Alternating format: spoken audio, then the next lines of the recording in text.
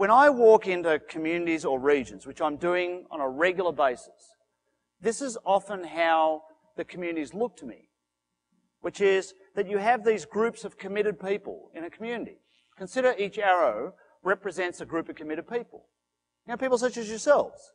There'll be service clubs, there'll be economic development organisations, school boards, elected officials, etc., right? However, at the level of the community or the region, those groups look a little unfocused sometimes. But the question is, where's your community going? Yeah, so you get fractions, you get potential conflicts.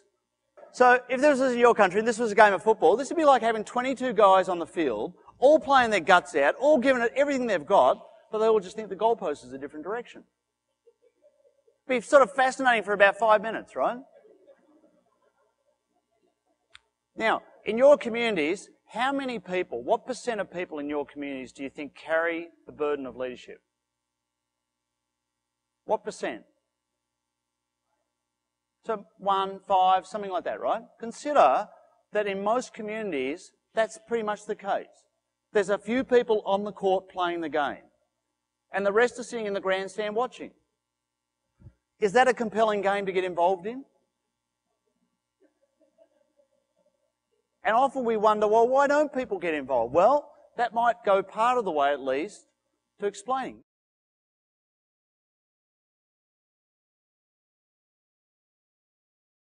Where you're going, right? Now, and almost all the work that I do is working with communities to answer that question for themselves. What is the vision that the community shares? What kind of community do people want it to become? What are those deep aspirations, those desires, those heartfelt, what you want for your community? And by the way, it's the most remarkable experience when that starts to come to light and get articulated by people. Now, I am sure there's at least some people in this room going, you'll never make that bloody well happen. We're not going to get consensus amongst our mob, right? Well, here, I do this all the time. What's the answer to this question? But it's there. Why? Because people share a community. They're there for a reason, because they love it.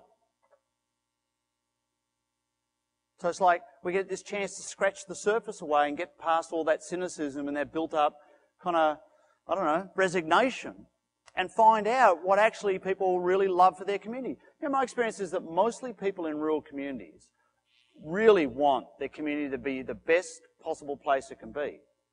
I know you do, or else you wouldn't be here. You wouldn't be here unless you deeply and passionately cared about the very future of your community. And if you could, wouldn't you want that for your community? Now, most people in communities have the same aspiration, but they don't even know where to start. What can I do? What can little old me do? And in fact, often in our communities, we only have the access maybe to vote once every couple of years. That's about it. So it's about how do you design those occasions, those events, those opportunities for people to find a way to make a difference. And by the way, it can be fun. You know, sometimes you go to a conference like this and you think, oh my God, community development, economic development, what are we going to do, right? But I would suggest that if you're not having fun, you're probably doing the wrong work. Because once you articulate what is that shared vision for the future, it reaches back and changes the community. Why? Because it now makes sense for groups to collaborate together.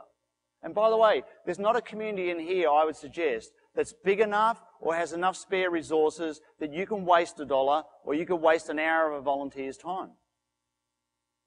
You have to find the way to make sure that every piece of effort, every little piece of resource is moving you towards a bigger picture. Because you have some real challenges. We heard some of those laid out today. But you, like everyone else, you just have your version of them.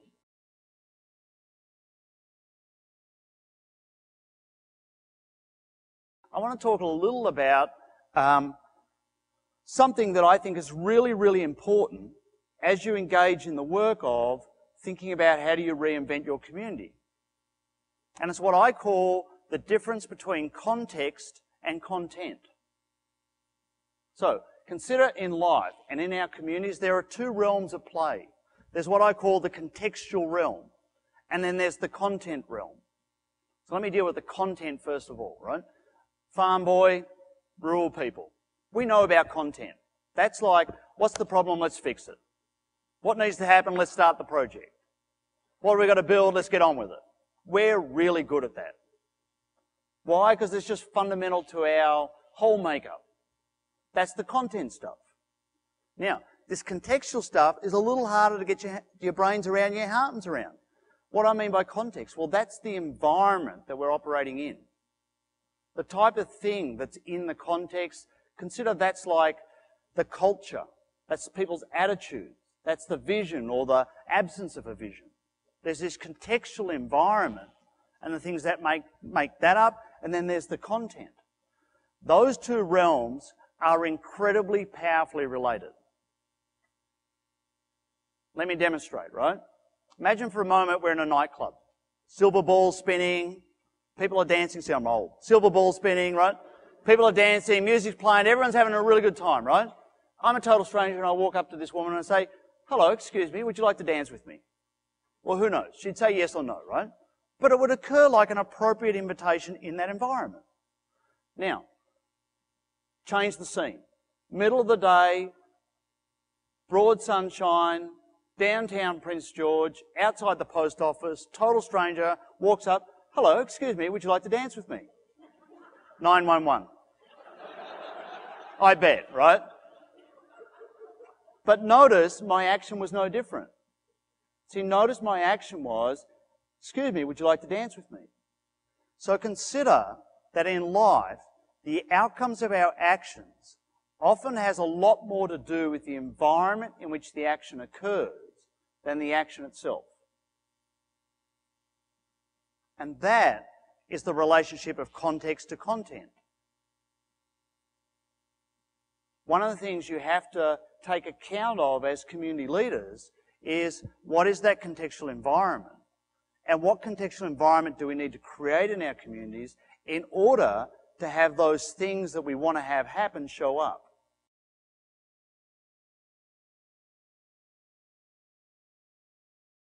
Right? I do a lot of work on is what is the prevailing contextual attitude of people in rural communities? And it's really about answering the question, how well are we equipped to respond to change? So this is from a data set that's from communities in no Canadian communities, right? But it's all American, North American, and typically Pacific Northwest, Midwest, that strip, and Australian rural communities, right? There's probably about 10,000 people in here, right? Maybe a whole raft of communities, probably 15 different states. It's just this lump of stuff, right?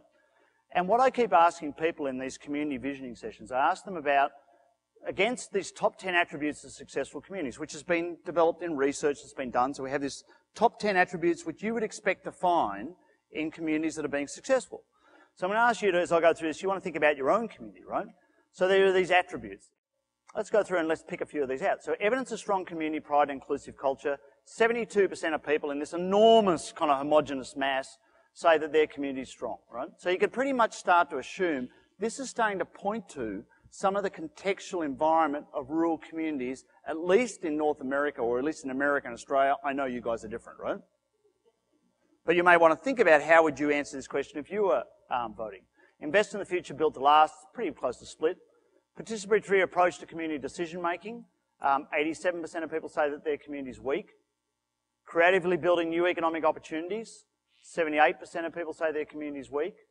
Support local businesses. 75% of communities say that, or people say that their community is weak. Deliberate transition of power to new leaders. 90% of people say that their community is weak at that. Strong belief in support for education. Strong presence in traditional institutions. Way up there in the 80s and 90s, right? So if you took that's the kind of, let's just think this is some sort of community in North Dakota somewhere, right? Or in the Pacific Northwest. How well would you say they're equipped to deal with the future? And why do you say not very? Well, here's what I see, right? And I think there's this inherent tension in this, right? And I suspect, I could be wrong, but I suspect it would probably play out something similar in Upper BC. So the inherent tension is the things that are about the future, invest in the future, build to last. Well, at best it's split. Participatory approach to community decision making. That's where people want to have a say in the future of their community. Weak. Creatively building new economic opportunities. Weak. Deliberate transition of power to new leaders. Weak. So there's this tension between the attributes that are, you may say, reflect traditional values, community pride, belief in education, traditional institutions, those attributes, and those attributes that are about the future. And that's part of the contextual shift that somehow or other you have to wrench in your community.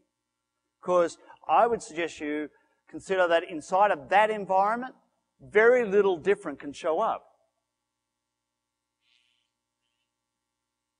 Very little different is possible. Why? Because that environment has got a lid on the whole deal. That's why the bright young people get up and go somewhere else. Now, what I think we're starting to understand is how do you rapidly and dramatically alter that? You know, we often think, and if I asked the question and said, how long do you think it would take to change the culture in your community? How long do you think it would take to change? If you consider that reflects the culture, right? How long do you think it would take to change the culture in your community?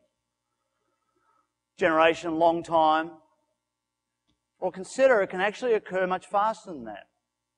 But the key to that is you've got to understand where the culture of a community is created, manifested and perpetuated. See, where is the culture of your community, the prevailing culture? Where does that get created, manifested and perpetuated? So you want to think about this in a physical reality, in the physical universe. Consider the prevailing culture gets created, manifested and perpetuated in the conversation that prevails in the community. Consider the prevailing conversation both reflects, emanates, manifests, perpetuates the prevailing culture. Here's how you find out what the prevailing culture is. You go and sit in the pub for a bit. Or you go and sit in the coffee shop because you'll hear it real fast. Now, by the way, there's a very powerful connection between this and economic development. We discovered this in Western Australia a few years ago. We had a guy who was about to build the largest, most modern abattoir slaughterhouse in Australia. Self-made millionaire. Going to create 800 jobs, $80 million investment. He picked Western Australia. Woohoo! But then how he chose the location in Western Australia was fascinating. I thought he would do the number crunching, input costs, transport costs, livestock availability, outcome would come the answer. Well, he did the number crunching, came up with a range of options. Here's what he did. He drove around those communities and he sat in the pub. Had a couple of beers. And I said, what the hell are you doing? Do you just like beer a lot? He said, I'm about to employ 800 people. Wherever I go, that's going to be the majority of the available workforce. And I want to have 800 people who are going to be positive and going to be partners in my business. I don't want to employ 800 whining, complaining, dependent people. And that's the connection right there between community and economic development in today's world. Now, the nice thing about knowing that the prevailing culture of a community is manifested, perpetuated in what we say, is that's the one thing, it's probably the only thing we actually have a say about, what comes out of our mouth. The powerful thing about the community visioning processes and these conversations, if you can imagine what it'd be like if you had 20% of your community come together and create a powerful vision for the future. Do you reckon that'd change the prevailing conversation in town? Yeah. Can make a huge impact just overnight. And once you've created that, then something can start to move.